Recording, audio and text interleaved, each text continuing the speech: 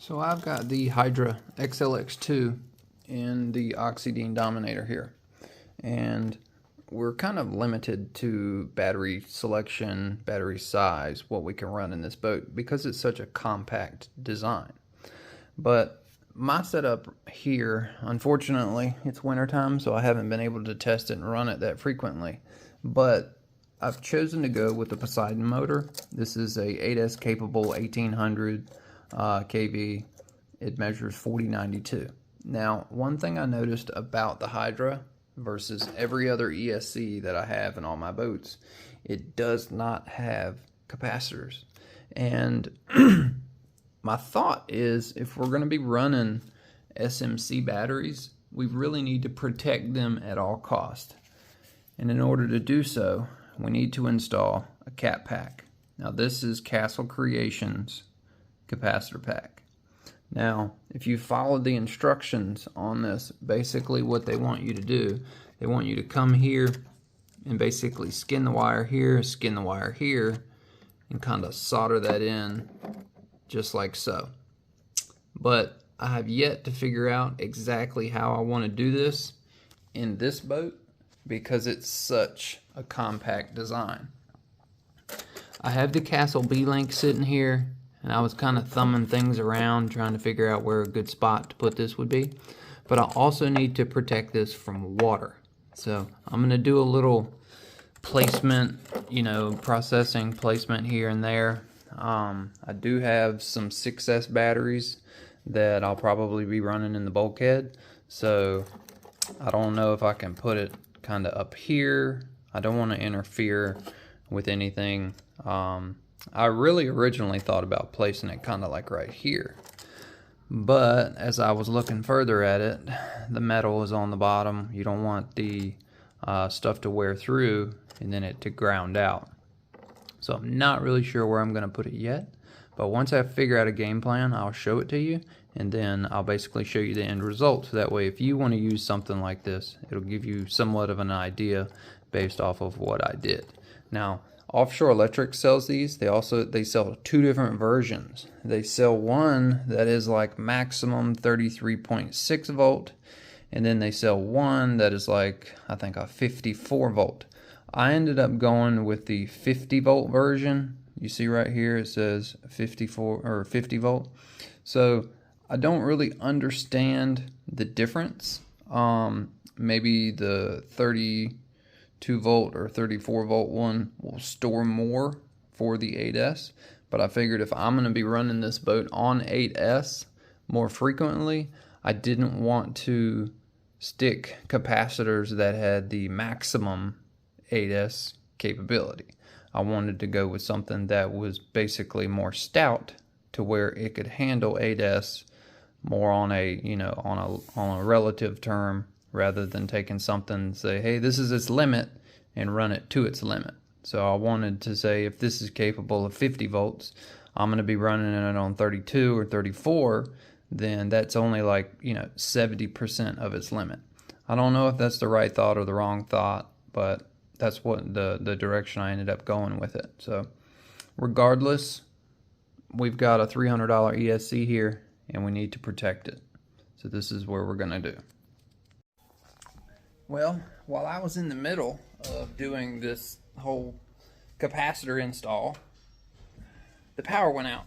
So I have a problem here with power going out when the weather's bad. First time I moved here, I lost power 6 times in the first winter that I was here. But luckily, I bought a Predator 9500 inverter generator from Harbor Freight. And it was on sale because somebody had returned it. It was 55% off. I paid like $1,400 for it. It runs my entire house. It runs both my heat pumps, runs my well pump, it runs everything. Now granted, I do have to shut stuff off, but it's cool. Because I was sitting here soldering, and let's see, this is how far I got. So I got this far, I made this, and the power went out. And I was like, no, I was literally in the middle of soldering. But I'm going to go ahead and continue on now, and yeah, I'll show you what I've gotten done so far. Okay, so basically I went ahead and I took out the wires out of the end of the Hydra, That was very, very difficult. It was very difficult. They didn't want to desolder themselves. I guess from the factory they might use really high temperature solder, but you know, I've got this stuff here, which is I think 397 temp, and then I have the other stuff. I have a brand new tube of this, which is 490. So I got basically one that's 400 and one that's 490. So it's just easier for me to use the stuff that's the 400 degree temp, because it just seems to flow so much better. And I know some people are like, oh, it ain't gonna handle the heat. I think it'll handle the heat just fine. If I'm pulling that much current where it's gonna be melting 400 degree solder, then I'm pulling too much current and I'll have to swap it all out. But I'm just gonna do this for now. Alright, so I've got the cat pack all done. What I'm going to go ahead and do, I'm going to use this liquid electrical tape here. And I'm going to very, very gently and carefully, I'm going to put it over this just to protect it. Because I don't know if the possibility of an arc jumping between the two is even there. How crazy compact this is kind of sketchy. I wish they would have built it like wider and built 4 side by side. But this is what we got. So this is what we're going to work with. Based on the instructions, it says 3 inches from the ESC maximum. So that's what we're going to do. I actually went a little bit less than that. I went from end to end. I believe that's like 2 1/4 inches. So I didn't want to go the full. I basically did what I needed to do to get it into the ESC to where the wires would still be somewhat flexible. So now I'm going to go ahead and take this and cover these wires. And then we're going to take the provided heat shrink and we're going to put it over it. Now, I had also took the liberty of buying some other heat shrink from OSE. I didn't know what I was going to need. I didn't even know they were going to send me heat shrink for this thing. So I may double it up. All right. So this was how it ended up turning out. Let me go ahead and turn the light on. Yeah, that looks better. I think it's going to be a little helpful, maybe. Make me less worried about it being open inside the boat. Last thing you want is 34 volts of electricity shorting out somewhere. Okay. I'm going to go ahead and prep these pieces here and see if it fits. Alright, well, I've got it soldered in. Show you down here, got it all soldered in. I still need to take it outside and take the air gun to it and blow out any possible dust. But I used the provided shrink wrap, and I messed around and heated it too much and it split right there in the middle. So definitely use a hair dryer. And luckily, since I had ordered extra heat shrink, I went ahead and took the smaller heat shrink that I had ordered and I slipped it over it. So I'm just going to barely heat this up to where it'll be double protection. And I like the fact that it goes right over top of the actual leads itself. So that'll help protect it. And I went ahead and cut this. I haven't measured my total length yet. So what do I have here? I have a 6-inch ruler. So we're looking at probably 7 inches of wire past the capacitor, and we're looking at roughly 2 inches to the capacitor. So right now we have a total of 9 inches, and the instructions tell you how much to have total. This is 8-inch maximum, so we don't want to have too much. Up to 8 inches of additional wire may be added to the ESC wires.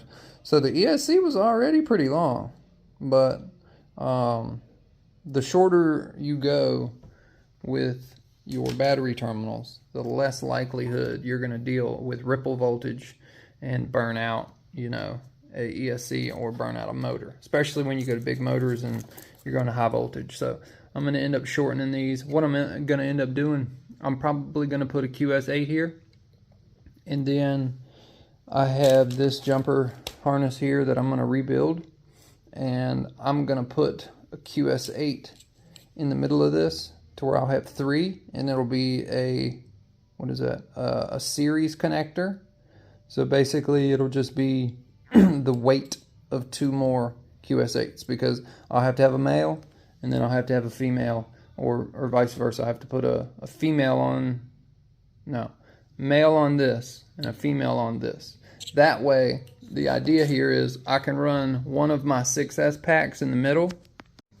So see, I've got these 2 6S packs here. So let's go ahead and let's take the big one and let's go see how it fits. Okay, so this is the larger 6200 milliamp, and I'm not gonna have the battery leads go this way. What I'm gonna do is I'll connect the battery to this, and then I'll send it in here, and then I'll have the battery sit just like so. Well, at least that was my thought. Now let's see if it's short. Is it shorter this way? Ouch. Okay.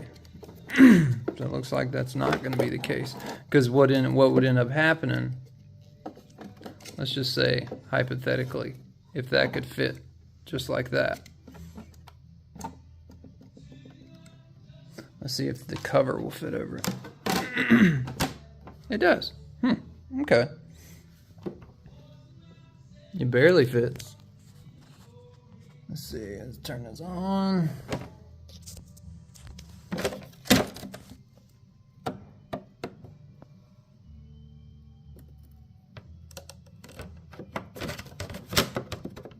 It's barely touching the foam, but I think it'll honestly be okay. But yeah, that's a tight fit. Everything about this boat is extremely, extremely tight. So, don't know. I mean, worst case scenario, nah, I can't do that either. I was going to say I can unsolder these and then flip the wires around, but the directions specifically say to only have that much wire between the ESC and the capacitor bank. So,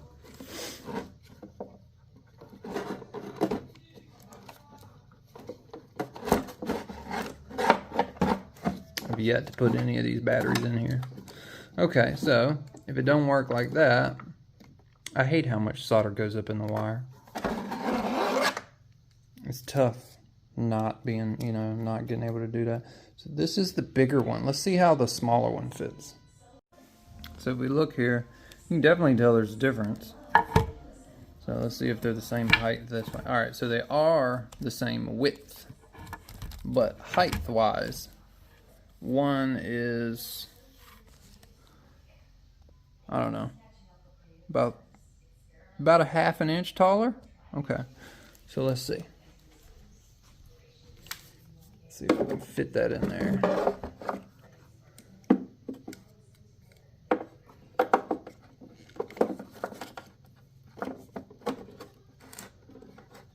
Okay. Yeah, it's not bad. Initially what I wanted to do, I wanted to lay the cat pack right here and then just kind of bend the wires around, but it's just too tight. It's just absolutely too tight. And remember, I still got to get this plug to go into that there. So what may end up happening, let's try it the other way now. Alright, so what I ended up doing, I ended up popping the ESC up and I moved it over a little bit, which helped me bring it in. I don't know, maybe this much, but definitely I moved it over about a half an inch. There's this nice little inlay over here. If you see the little cutout that they have here in the hull, well, it's the same thing on the other side. So it's kind of like a nice little flat spot that you can carry the ESC over and it still be resting on the tray. So the double-sided tape still held pretty good, so I just stuck it back, put my strap back on it. Now I can do this one of two ways. This I went ahead and put my wires here, and I need to do something with that Melva Hess wiring there, but I don't know if I should cut these. I'm thinking about cutting about 1.5 inches off of them and then just putting one QS8 on it, because that'll give me plenty of battery. plenty of stuff to reach the battery. But right now it is a little much, but I can also go this way and then curve it. So this is why I'm talking about taking about an inch and a half off. I can put the QS8 here, and then I can have my series connector come out of that if I want to run 2 batteries on this side. But yeah, it's just a whole lot to think about, but hopefully I'll have my new charger coming. It should be here the beginning of next week, so I can charge these big bad boys. I really wanted this milliamp battery in the 4S version. I've been waiting for, I don't know, 3 or 4 months, and so far they have not had them in stock. I actually sent him an email asking him could he get batteries, make some batteries that were some SRD batteries, but make them like this size. And because these fit beautifully, like they fit this boat perfectly. And he basically said there wouldn't be enough milliamp hour left. So then I started, like, after I sent the email, I realized they actually have 53s, but they're a little bit bigger, but they haven't had them in stock. So hopefully SMC will hurry up and get the 5300 SRDs back, because I'm going to buy 2 of those in the 4S version. But alright, I'm going to keep tinkering on this until I get something squared away. Alright, well, after taking a couple breaks, I went ahead and finally got this thing completely done, which I can say I'm pretty proud of it. It looks pretty good. Next thing, so basically what it's going to do, it's going to bend like so, and then this wire here is going to make a turn and chill, kind of just like that. And I'll be able to plug my series connector into that. That way I'll have one connector up here for my forward battery, and then I'm going to have another one come back here, and I'll have it basically sit right here for my rear battery. Or I can go up underneath and just hook it to the 6S battery that sits right in there like so. It'll literally go anywhere. I don't like how rigid these wires became, but basically they just, they sucked solder up till about that point right there. Nothing I can do about it, unfortunately. It's just part of using, what was it? Where was the solder at? So this is what I was using. This is medium melting.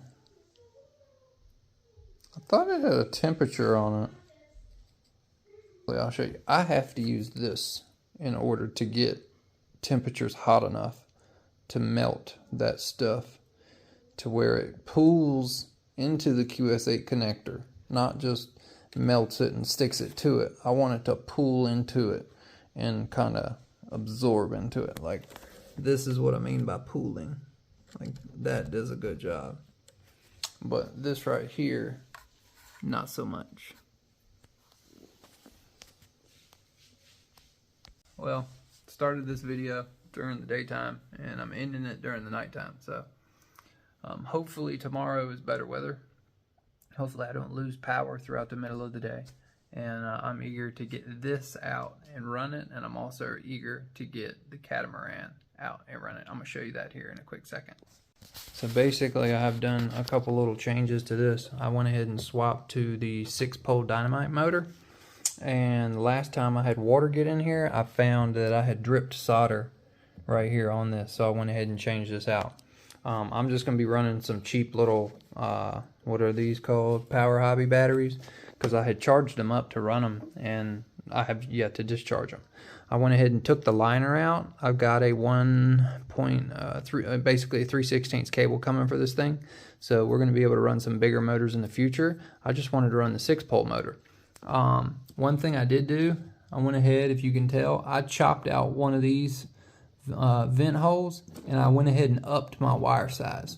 The gauge wire on that motor was 13 gauge, and I went ahead and upped it to 10 gauge to where hopefully I won't have any heating issues from how much I'm going to be sending to that motor. It's supposed to be a 6S capable motor, but those little rinky-dink wires, where were they? These little things, that was a joke. That was a joke. So these are 13. See right there, you can see 13 agent. It's so weird, you know, weird standard. You would think, you know, 14 or 12 or 10. Nah, we got some 13. We got some oddball 5.5 connectors. So I went ahead and upped these to 6.5 connectors and number 10 wire. So yeah, that was quite a job. I had to cut one of the sections of the end bell out, but I was still able to get all my screws back in, and I went ahead and updated this screw because the other one was stripped, needless to say. But quick little tip, put the soldering gun on this thing, hold it for 30 seconds, and then take out your small screws. So if you do anything with solder and you can't get the Allen out, just hold your soldering gun onto it for 30 seconds. That's gonna basically direct heat to the bolt. It's gonna melt the Loctite, and then you can get it out. Awesome tip I learned. But until tomorrow, my friends. Until tomorrow.